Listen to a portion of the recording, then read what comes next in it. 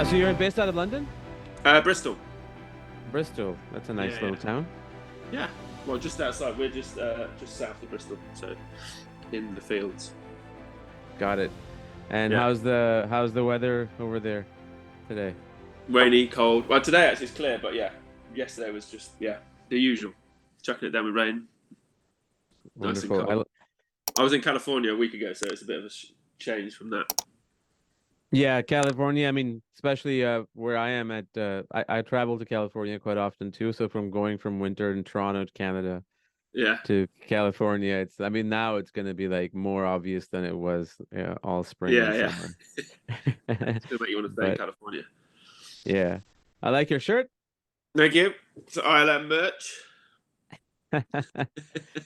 That's not a Jurassic Park relevance, is there? Or No, it's ILM VFX crew.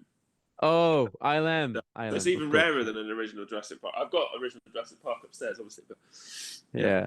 Are not you the a big brand. Jurassic Park fan? Yeah, of course. Yeah, Yeah, yeah, the original yeah. and Wonderful. best. Yeah. Absolutely, nothing comes close to it even to No, this day. sadly, we're still trying to match it now. 25 Yeah, years.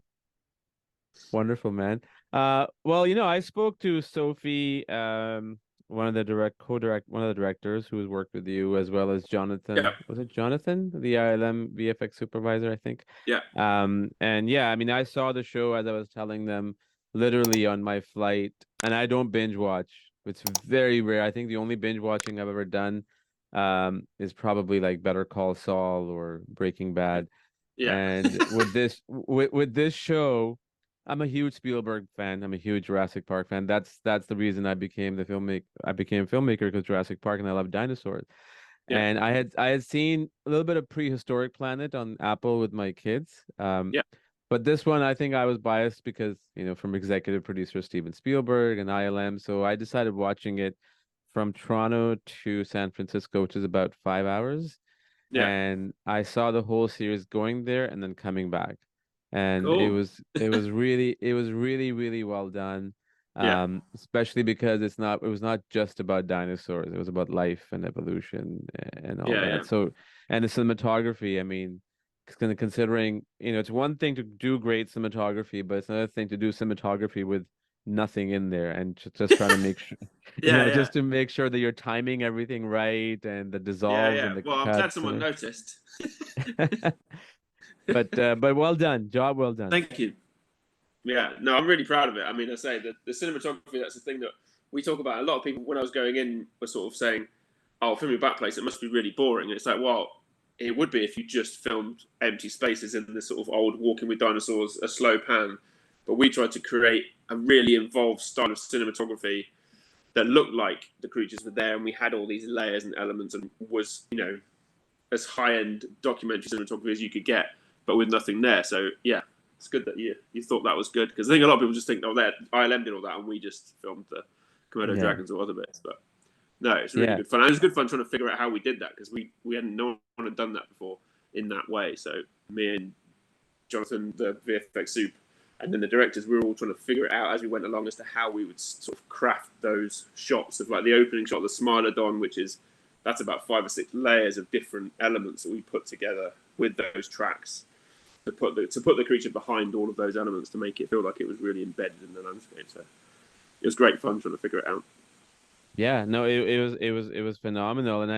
And I mean, obviously, you add the sound effects, you add Morgan Freeman's voice, then everything, all the elements. It starts with, always with something small, and it just kind of adds up and mounts up to something much bigger. Yeah, And it again, everything I thought was, top notch on. And then in considering, small crews and documentaries, sometimes that's a worst thing, but sometimes it's a good thing because you have less bureaucracy, less many, not too many voices telling you what to do on the set, at least, yeah, so yeah, it's good in that sense. yeah, yeah. I mean, our sets are really small. It's generally me, JP, the director, and then a few other, maybe 2 or 3 other people helping out. But we sort of, it's just, yeah, everyone gets involved, and you just sort of make it work really. And it makes it Yeah, simpler. You can make it as quickly, you can react and sort of craft something in the moment without having to sort of run it past anyone else. So yeah, it's a nice way yeah. of working. Would it be fair to say it was the most challenging project you had done because of the post visual effects that need to go in there from that Oh yeah, standpoint?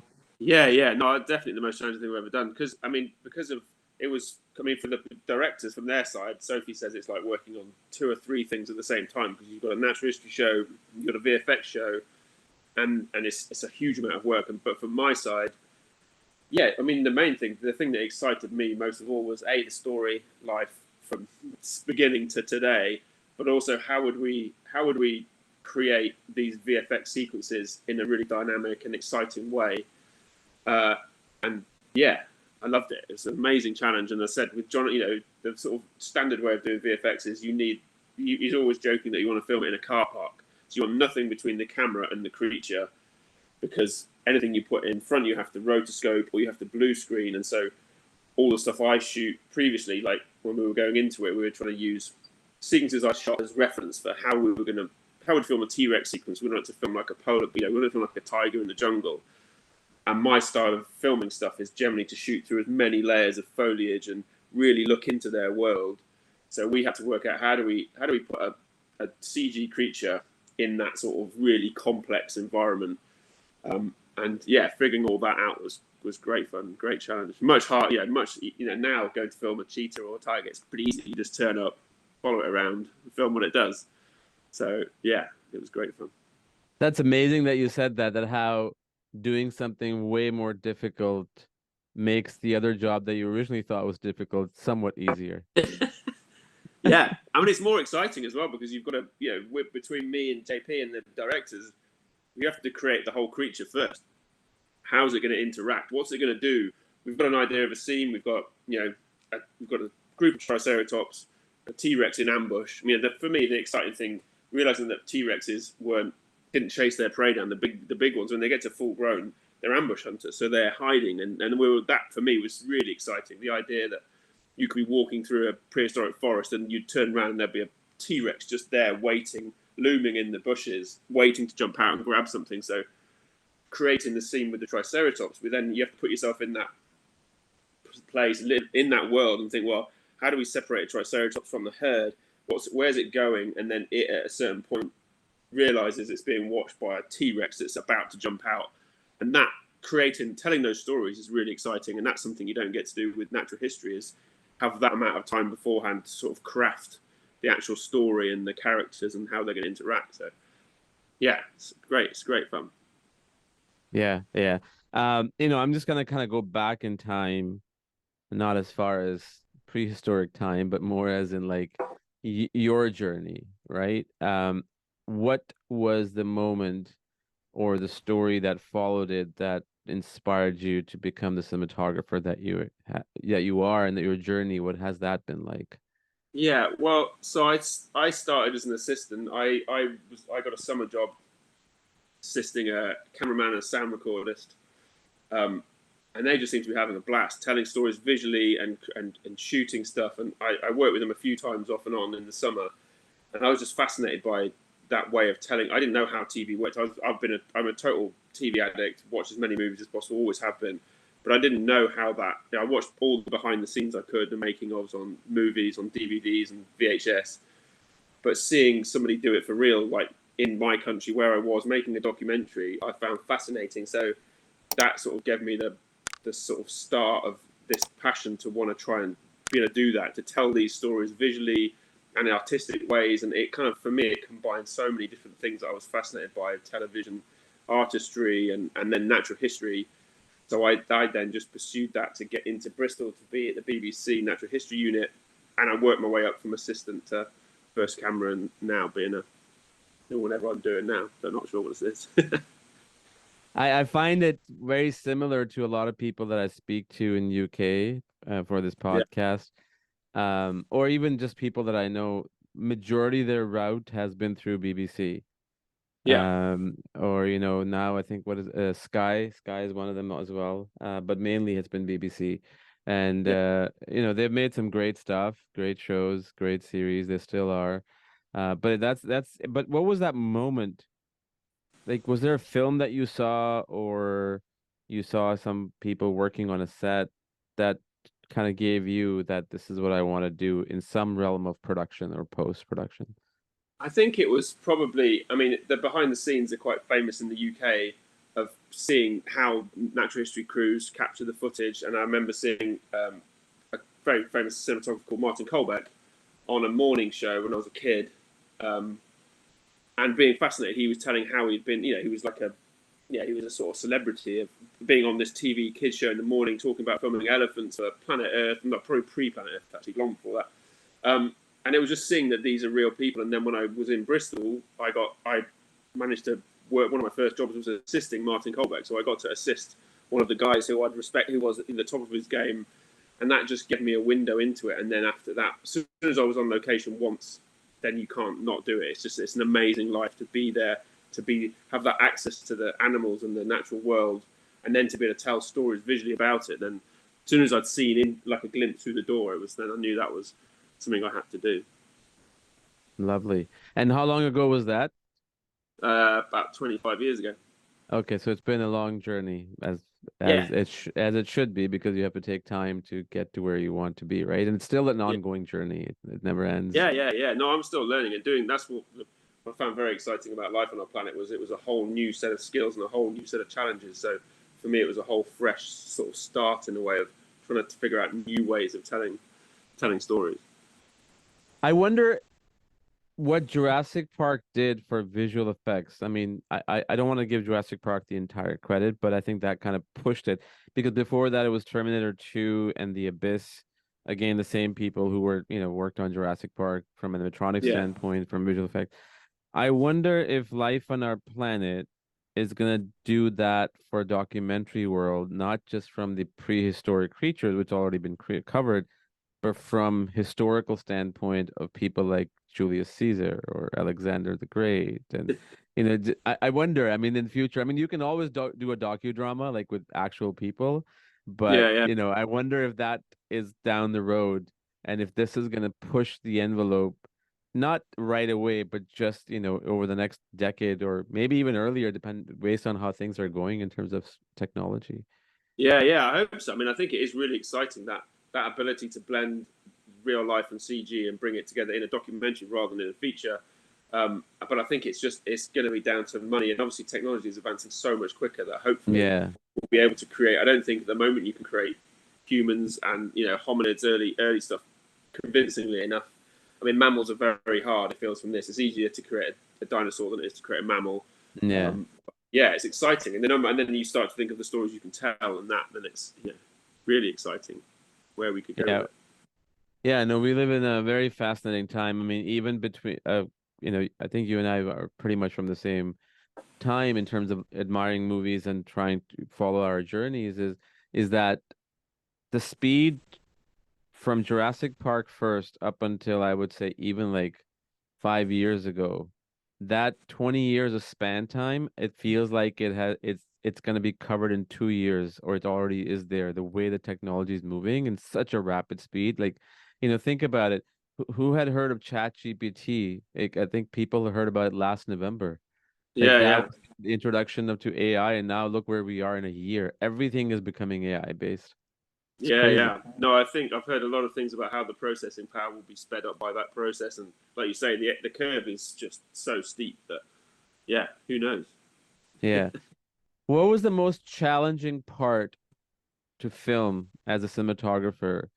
Not necessarily from the standpoint of putting dinosaurs in place or trying to figure all that, but more from, just technically, whether it was equipment, whether it was lens use, lighting, shooting underwater is always challenging.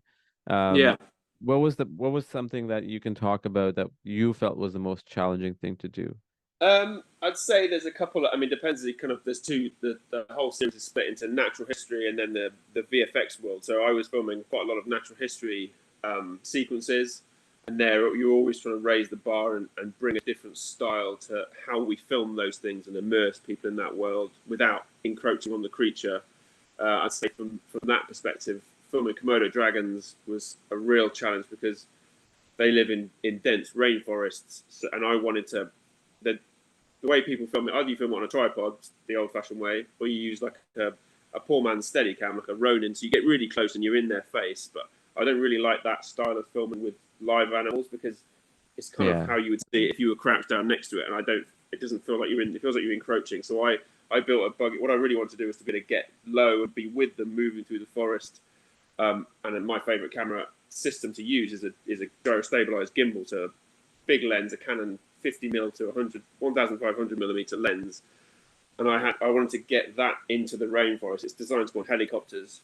So I built a buggy, essentially an off-road rickshaw dolly that you pushed, that had this huge GSS hanging off the front on a vertical isolator to smooth it out, and it allowed us. And it was a bit of a long shot whether it would actually work, but it allowed us to move a 1,500mm lens through the forest alongside these Komodo dragons, which look like dinosaurs when you get an inch off the floor and you're looking through all that foliage. So for me, that was a great challenge to try and come up with a way of filming them. How do we get this system into the rainforest, and then how do we move with these monsters without being eaten and all those things? And so for me, and that came together really well. Like the world we created for those Komodos was, I found, really exciting. Yeah, that was a great challenge. Right. And you know, it is so true. Like even when you're documentary as well, just with human beings, having the most minimalistic crew and equipment is probably, I mean, I work like that too. I like small crews, not because of any other reason other than the fact that the story that you're trying to tell, are the people that are in it or the subject matter or the protagonist, are they going to get intimidated? You want to make them comfortable. And it's even Yeah, more, with the animals because you don't want to be in their space. You want to capture the moment as it's happening. So, yeah. yeah, yeah. It's exactly that same style of great people who film people who do those odd doc things to get a great performance, as it were, out of people, to be totally natural. They have to relax the subject and just be in their world, and that's the key. I think with wildlife is something people don't really talk about is the use of these sort of Steadicam Ronins and getting really close in. You're disturbing them, even if you don't quite see. It's very subtle their reactions to it, but you're not allowing them to behave normally because they can't with a massive, primate Yeah, stood yeah, next to yeah. them, big with a shiny piece of metal. So the systems I use give you that space and give them, they relax, you're not in their space, and they just go about their business. And then you capture behaviors and interactions that you would never see any other way. So, yeah, it's very Yeah. satisfying. When you see those things play out without interference, it's great. Has there been any time, whether it was on this production or in general, where, um, despite the fact, I mean, obviously technology has improved, but maybe going back when it wasn't as it is right now, where you have been sort of come close to contact with a dangerous animal or been in danger in any way? Yeah, yeah, all the time. I I'm joke with my sure. partner that I can't die. The proof of all of my interactions with animals is that I'm probably immortal.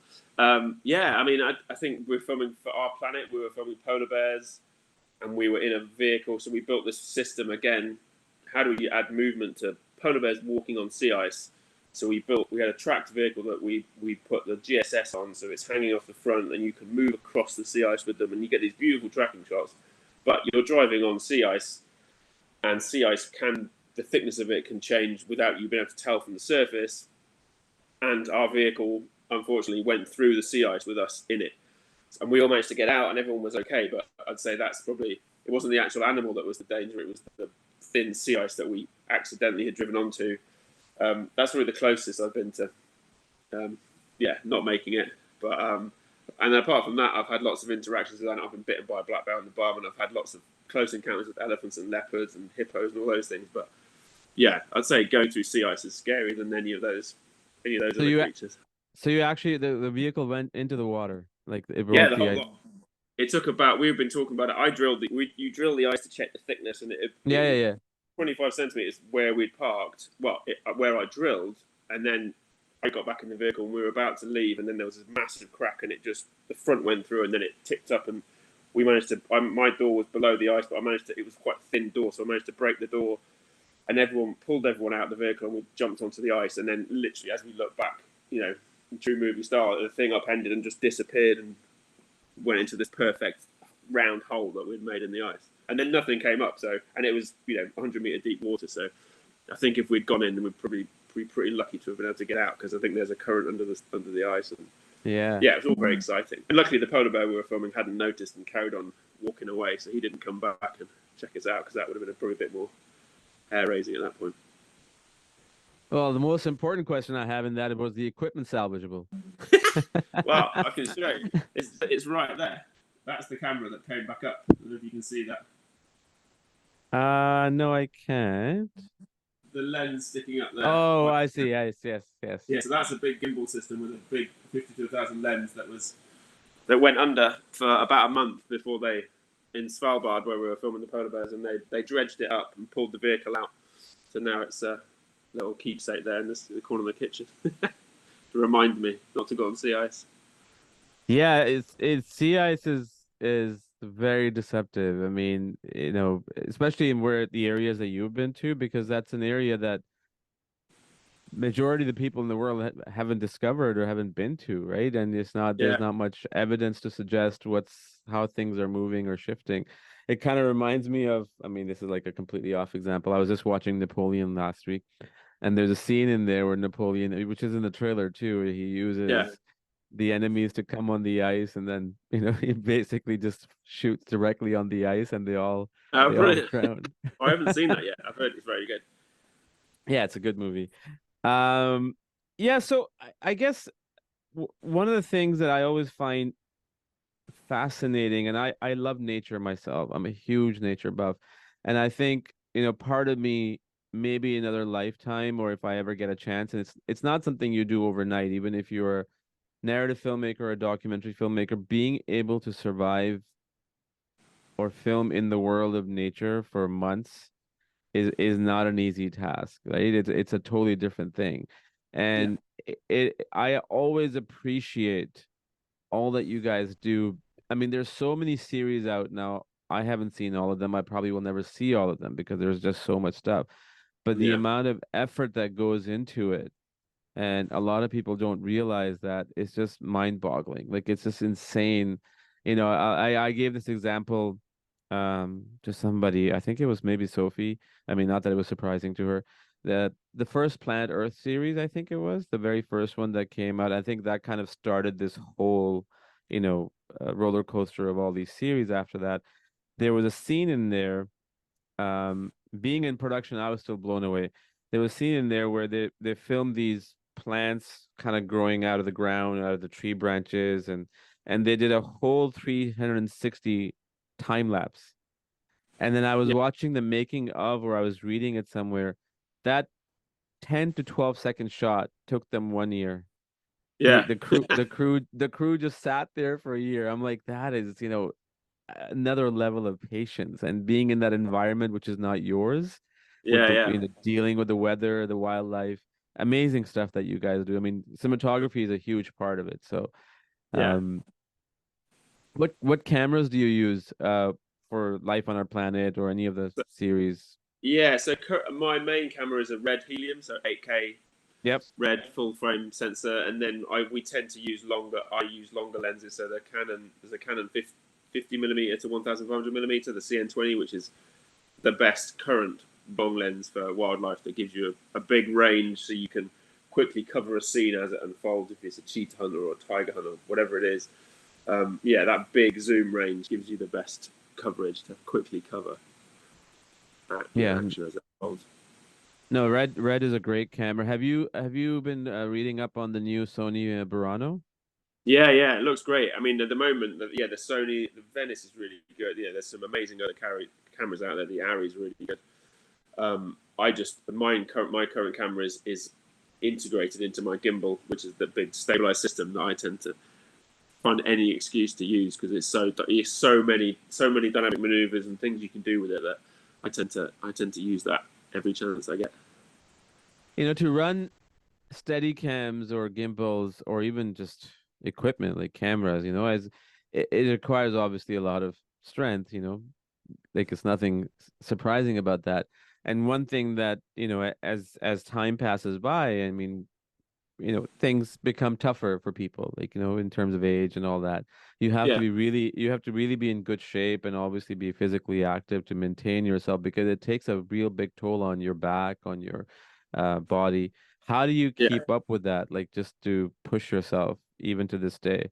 Yeah, well, I've always been quite active. I work out every day, and that sort of thing. Obviously, gets harder as you get older. I'm now 47, but it's you have to stay physically fit and mentally fit. But yeah, I think I had this. I remember this thing when digital technology, everyone thought cameras were going to get smaller and lighter, and they definitely haven't got smaller or lighter in my in my experience. But Yeah, I tend no, to they put things haven't. on vehicles and rig big cranes, so it's a lot of moving of big grip equipment. I do a lot of grip work, so yeah, I think that will keep you fit as well. Yeah, But no, I eventually, think. I'll get my kids to assist me, and maybe they can carry all my heavy bags. Yeah, I mean, equipment. The thing is that when you're traveling with equipment, like, you have a carnet and all that stuff, it's just become so much, even like just collecting it from the Oh, carousels, and then putting it on the cart and getting a car rental and driving to the hotel and unloading it and then take you know how that yeah, goes. yeah. That's the glamorous side of it, where you just have to be very zen about. You're at the airport, you've got 50 cases. It's going to take you 4 hours to get it all on, and then, like you say, you get it off, you put it in a van, you take it out of a van, you put it into a hotel elevator that takes 2 cases at a time, and you take it all up to a room to keep it all, and then you bring it all down the next day. And yeah, Yeah. it's a big part of it, but yeah, not the most glamorous part. I love how you use the word glamorous, because literally people think that we have glamorous lives. Not that we're complaining, but that element, not that element of tagging the luggage along. I mean, it's Yeah, it's yeah, it's yeah. crazy. It can Yeah, become really well, that doesn't daunting. make it into the making of. The making of is you having a cup of tea in the Masai Mara at sunrise, and people think, "Oh my God, look at that! There must be an amazing look." So yeah, that's a part of it. But even that is then you've got 18 hours sat in that vehicle in the full sun, waiting for a cheetah to Yeah. wake up. So yeah, I'm sure you have backup cameras just in case, yeah, right? Yeah. yeah. We do. We often have. Well, these days you often have 2 or 3 camera channels, maybe a Yeah. spare camera body, a spare red body. But we've always got drones and all these other things. So it's very rare that you're on a single camera shoot these days. But the reason I ask you that is because a lot of times in production, you know, I'm not talking about big productions. I'm talking maybe some big productions. There's this element that we don't. I've seen some people, like, they don't take any backup. I mean, maybe I was guilty of that too, maybe even 10 years ago. But it's just so because the moment when you have backup equipment, you don't need it. When you don't have it, that's when things go wrong. And it's so important to have that on the set. Imagine in front of on a shoot, whether it's commercial, film, corporate, whatever, just things not working. And it's so important for people to have that, whether it's in Yeah. the form of multiple cameras.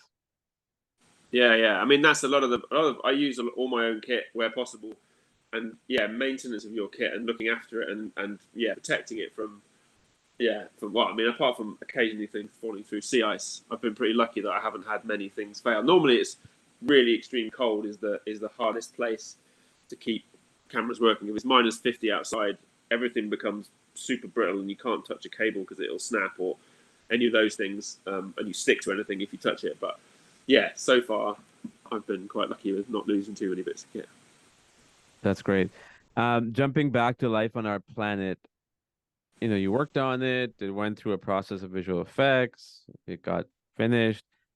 What was your reaction when you saw it the first time, any of the episodes, based on how you guys filmed empty spaces and aside from the wildlife that is obviously present now, not those scenes, but the other ones. Yeah, yeah, yeah. I mean, so the first time I saw the fully graded, finished element, I think it was probably episode 3. I watched all through with my partner Sophie, who directed it. And it gave me goosebumps. I was so excited when I think the opening to 3 is amazing with the lichen taking over the land. But when we saw, I think the first thing I saw was Arthur Plura, the giant millipede, and that model, man, it just looks amazing. It's such a great creature that the ILM created, and it beds in that world that we shot. That was in Ireland, actually, in a guy called Billy's garden in Ireland, and he's got these tree ferns. And seeing the world we were trying to create, and Arthur Plura in it, and he bedded into it so well that I had goosebumps. I was so excited, and then I wanted to watch watch all of the other VFX scenes and see the grade, because you see the process from, obviously we shoot it, then you see grayscale models, and eventually it gets more and more sophisticated as you go along. The screen's gone back. Can you hear me? I can still hear you. I think my screensaver's just come on. Yeah, I can see you fine. It's not. I get you. Oh, okay. I've just got Yeah. my iTunes artwork has come up. Oh, I see. Yeah, so I was part of the process from obviously from before filming all the way through, but there was a big gap when you've last seen a grayscale creature, a grey Arthur Plura moving through, and then when you see the fully graded finished version, and yeah, it just blew me away. I was so excited. I mean, I kind of was sort of fanboying over the work I'd working with ILM and seeing their, how they created the Smilodon and how they brought the mammoths, the scene of the mammoths when they come over the hill in that snow. It's just amazing, and yeah, I'm just really excited to see it, and yeah, love watching it again. It's probably the most excited I've been about something I've worked on. Yeah.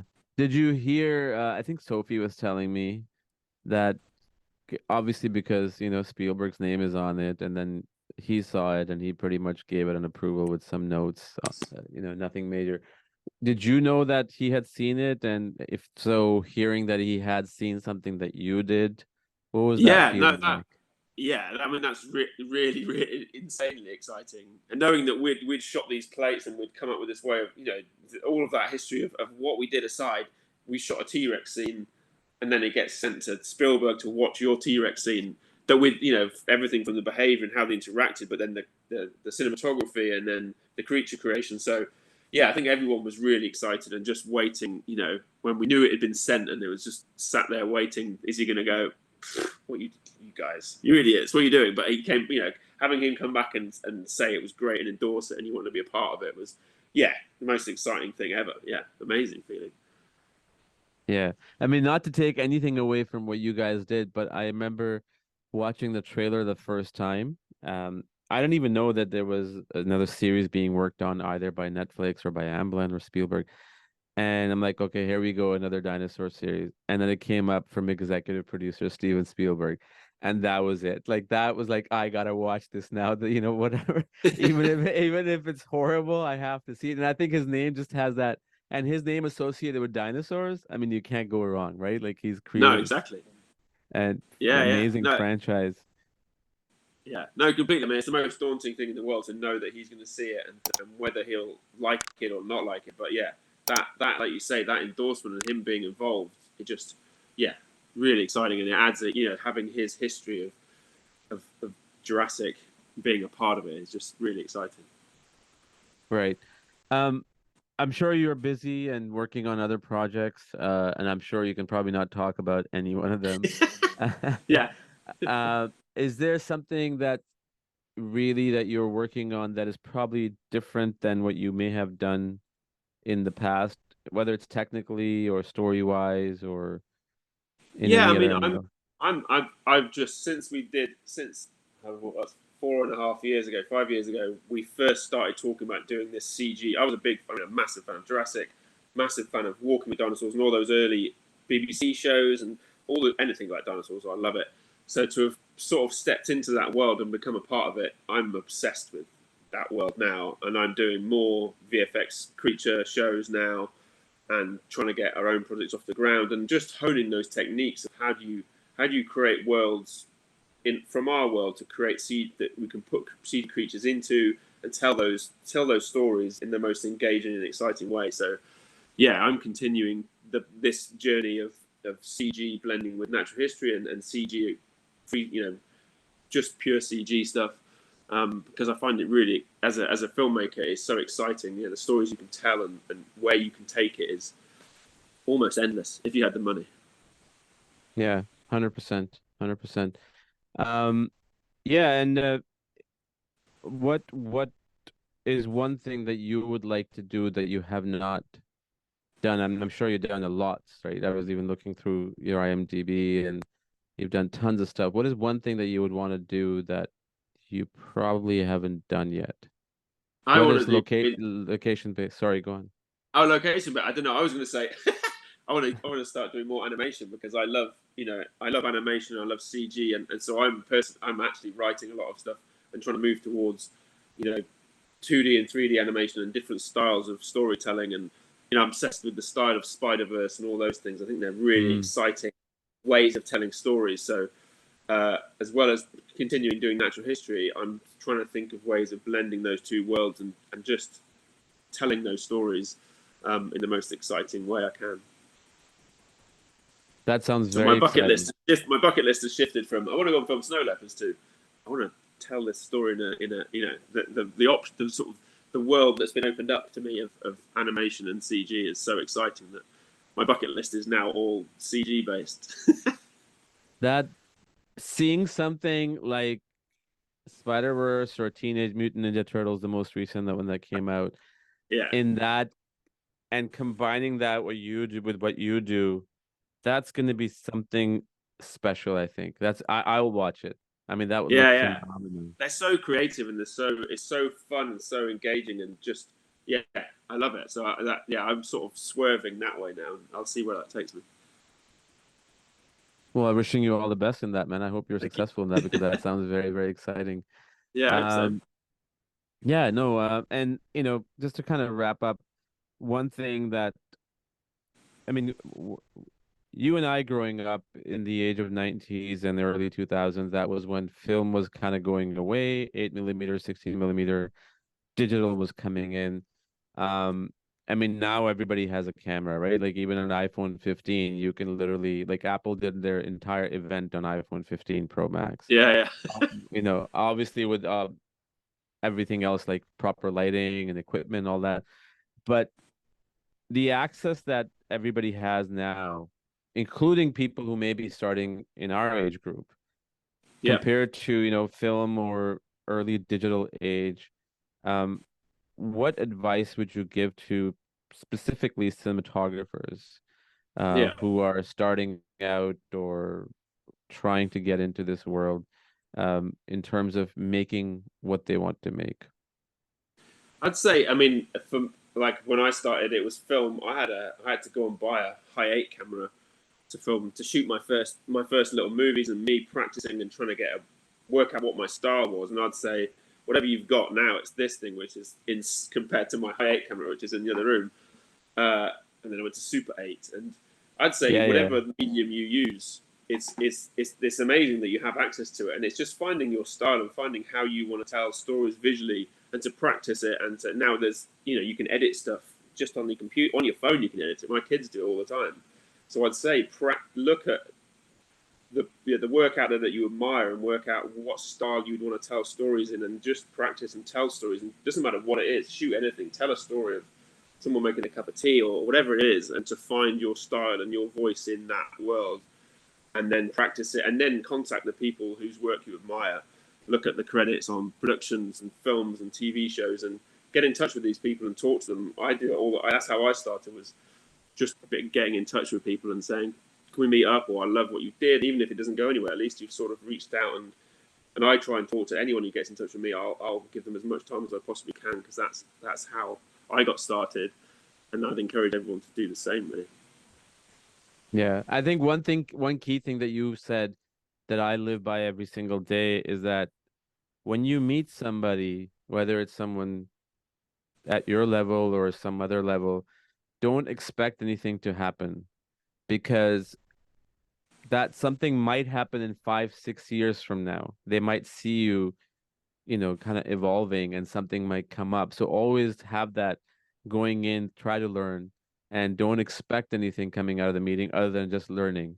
And if Yeah, something happens, great. If it doesn't happen, I believe 100% things do happen over time if you keep up your work ethic and if you keep working towards what you're working towards. yeah. No, I think that's great advice. I think, and don't rush it. Take your time. You've got to learn to. You've got to evolve as a filmmaker and become a filmmaker. And it doesn't happen overnight. I spent years as an assistant and practicing and doing my own thing, and you don't want to jump into shooting stuff straight away because No. you don't know where you are and haven't found your style, or and the skills required. It requires hour 10. That whole 10,000 hours thing. It does take thousands of hours to hone the skills to be good at anything, and you don't need to rush it because it's exciting learning, and as you go along the journey to get there is exciting. So yeah, don't rush it. Yeah. Awesome, man. Thank you so much, man, for your time. No, pleasure. I appreciate it. I would love to talk to you again about some of your other work in the past. Obviously, whenever you can talk about the future stuff. Yeah. It's always great to talk to people who do great work and are moving the world forward in terms of storytelling.